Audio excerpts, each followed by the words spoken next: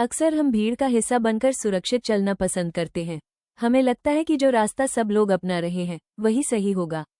लेकिन क्या भीड़ में चलने वाला इंसान कभी अपनी अलग पहचान बना पाया है?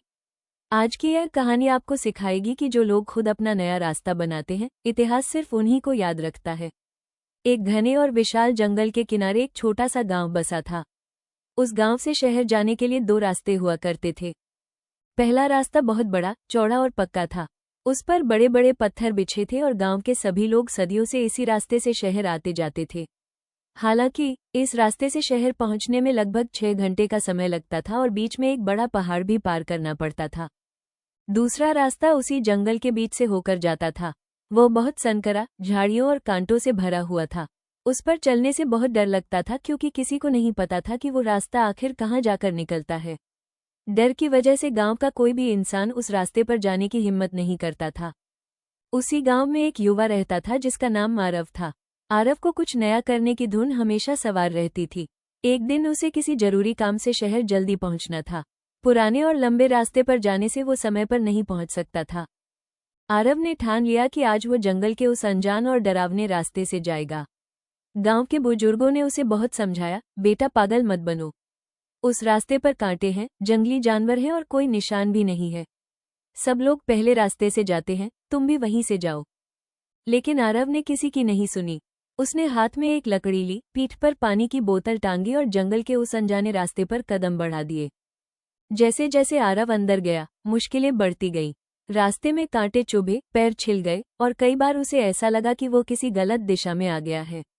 कई बार डर की वजह से उसका दिल जोर से धड़कने लगा। उसने सोचा, शायद गांव वाले सही कह रहे थे, मुझे वापस लौट जाना चाहिए। लेकिन तभी उसने खुद से कहा, अगर मैं भी बाकी लोगों की तरह भीड़ का हिस्सा बन गया तो मुझमें और उनमें क्या फर्क रह जाएगा? आरव ने हार नहीं मानी। उसने अपनी कुल्हाड़ी और लाठी की मदद से झाड़ियों को काटना शुरू किया, पत्थरों को हटाया और अपने पैरों के निशानों से खुद के लिए एक साफ रास्ता बनाता गया। जहां जहां से वो गुजरा, वहां एक नया और छोटा मार्ग बनता गया। सिर्फ 3 घंटों में आरव जंगल को पार करके शहर पहुंच गया। वो पुराने रास्ते से जाने वाले लोगों से 3 घंटे पहले पहुंच चुका था। जब वो वापस गांव लौटा तो उसने गांव वालों को बताया कि जंगल के बीच से एक बहुत छोटा और आसान रास्ता बन सकता है। धीरे धीरे आरव के बनाए उस रास्ते पर और लोगों ने चलना शुरू किया। कुछ ही महीनों में वो छोटा रास्ता गांव का मुख्य और सबसे पसंदीदा रास्ता बन गया। और इतिहास इस बात का गवाह बन गया कि उस रास्ते को सबसे पहले किसने खोजा था। दोस्तों, ये कहानी हमें सिखाती है कि जिंदगी में कभी भी सिर्फ इसलिए किसी लीक पर मत चलिए क्योंकि सब लोग उसी पर चल रहे हैं।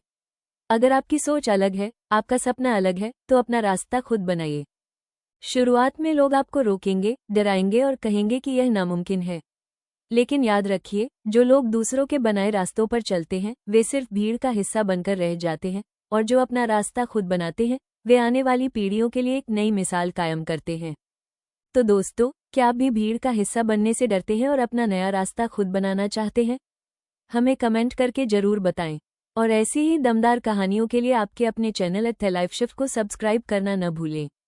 मिलते हैं अगली कहानी में।